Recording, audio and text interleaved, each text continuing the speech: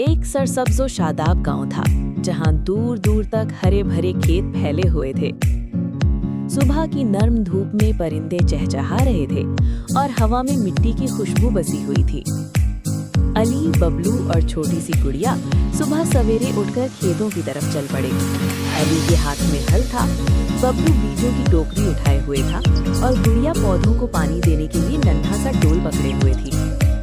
खेत में सब मिलकर काम करते, कोई बीज बोता, कोई पानी देता और कोई पौधों से बातें करता जैसे वो भी जिंदा हो।